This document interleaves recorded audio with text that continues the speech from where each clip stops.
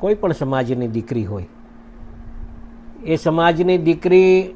અચાનક જ love marriage કરી અને જ્યારે બીજા સમાજના લોકો સાથે જ્યારે આવા લવ મેરેજ થતા હોય ત્યારે એના ઘણા કિસ્સાઓ અમારા સમક્ષ આવતા હોય છે. અને હું પણ એમાં મારો સુર એટલા માટે પુરાવું છું કે ઘણા બધા મા બાપોની ફરિયાદ, ક્યારેક ક્યારેક તો એવી ફરિયાદો પણ હોય છે કે છોકરીની ઉંમર નાની હોય છે ને એ સમયે પણ દીકરી અણસમજુ કંઈક આકર્ષણ થઈને પણ આવા કિસ્સાઓ અમારા સમાજમાં હોય કે બીજા સમાજમાં હોય ત્યારે બનતા હોય છે. ત્યારે બહુ આપણે દુઃખ અનુભવતા હોઈએ છીએ. એના મા બાપ રડતા રડતા આવે અને ભાઈ અમારી દીકરી વહી ગઈ છે, કોઈ ફરિયાદ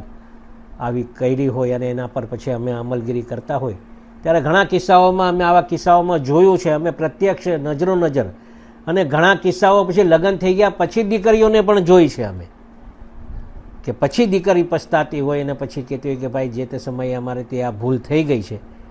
હવે આને પાછા પાટે લાવવા માટેના પ્રયત્ન અમારા સમાજના લોકો આગેવાનો કરતા હોય, બીજા સમાજના લોકો કરતા હોય ત્યારે પીડા થતી હોય કે મા બાપ જે દીકરા દીકરીઓને મોટા કરી અને અચાનક જ જ્યારે આવું પગલું ભરતા હોય ત્યારે મા બાપ કંઈક અપેક્ષા લઈને બેસ્યા હોય, દીકરા પાસે હોય દીકરી, અને મા બાપ ક્યારેય દીકરા દીકરીનું ખરાબ ન વિચારે, કોઈ પણ મા બાપ હોય ક્યારે, અને એની રજામંદી થાય તો એ વધારે સારું કહેવાય. અને કોઈ મા બાપ એવું તો નથી કે દીકરા દીકરીઓ હેરાન થાય, અને એના કારણે હું પણ એમાં સુર પુરાવું છું. અને કાયદો એવો બનવો જોઈએ કે મા બાપની રજા સિવાય કોઈ એફિડેવિટ કરીને પછી આ બધું થાય તો હું માનું છું કે આમાં સૌને સંતોષકારક ન્યાય મળે એવું મારું માનવું છે.